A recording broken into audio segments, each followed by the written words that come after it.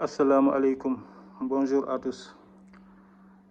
Aujourd'hui, comme promis, nous venons travailler sur les champs d'application de la langue arabe, n'est-ce pas, dans le Coran, en travaillant sur ce verset-là, 13, donc verset 37, excusez-moi, de la sourate 13, « Wa kazalika anzalnahu hukman arabiyan ».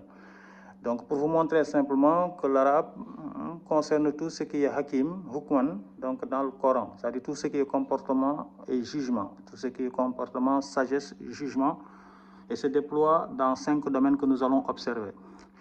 Mais auparavant, je vous signale qu'il faut faire la distinction entre le hilm, c'est-à-dire tout ce qui appartient à la kitab, et le hukm, tout ce qui appartient au Coran. Le hukman, il est arabien parce qu'il appartient au Coran. Wa kazalika anzalnahu hukman arabiyan. Vous voyez ici que nous sommes dans le Coran, nous ne sommes pas dans la kitab.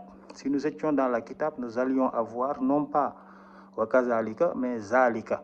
C'est zalika qui va avec kitab. Anzalnahu aussi va avec Coran, ne va pas avec la kitab. Si vous avez anzalnahu, vous êtes dans le Coran, vous n'êtes pas dans la kitab. La kitab, vous auriez eu anzala. Donc vous voyez que derrière les mots, il y a de la connaissance qui est derrière. C'est ça le hilm. Savoir dans les mots, derrière les mots, ce qui se joue.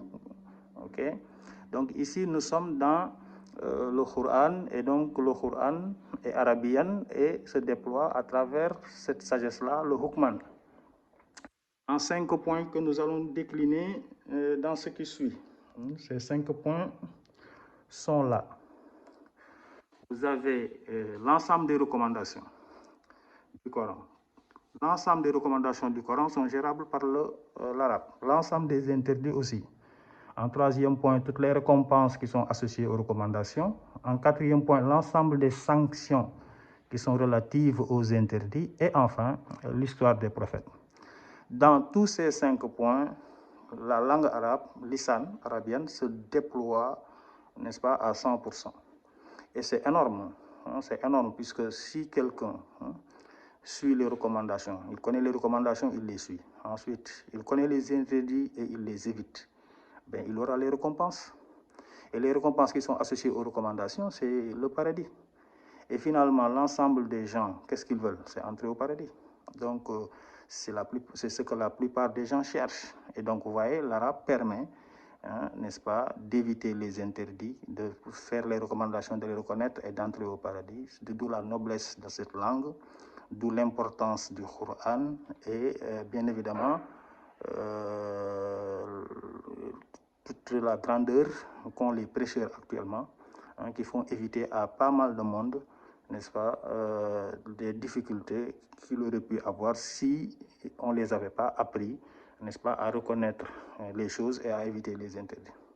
L'histoire des prophètes aussi, les prophètes servent de modèle aux gens. Et le prophète sallallahu alayhi wa sallam sert de modèle. Et finalement, la langue arabe aussi permet de savoir l'histoire des prophètes. Mais ça s'arrête là. Ça concerne quand même l'ensemble des personnes dans le monde, la plupart des gens, tout le monde. Et maintenant, le hilm, c'est-à-dire la kitab, ça concerne que très peu de personnes. Il y a très peu de personnes qui identifient la kitab, qui ont du hilm. Et ça n'a rien à voir avec maintenant les champs d'investigation de la langue arabe. Bon, maintenant, le Coran intègre quand même du hilm et quelquefois, vous avez des écritures, n'est-ce pas, que la langue arabe ne peut pas gérer. Certains même disent que c'est une erreur de grammaire ou erreur de vocabulaire ou erreur en tout cas de la langue, alors que ce n'est pas ça. Il faut savoir qu'il y a une partie où se déploie la langue arabe et une partie où se déploie la connaissance. Et les règles de connaissance sont des règles coraniques, qui sont à l'intérieur du Coran, qu'il faut connaître à l'intérieur du Coran. Voilà, nous allons quand même poursuivre dans cette lancée pendant quelques temps pour fixer ces types de connaissances-là. Donc, pour vous faire fixer ces types de connaissances-là et vous faire certainement voir les différences entre kitab et Coran, et hilm et hukm. Et ce serait bénéfique. Voilà, je vous remercie de me suivre. On se retrouve la semaine prochaine pour une autre vidéo. Merci.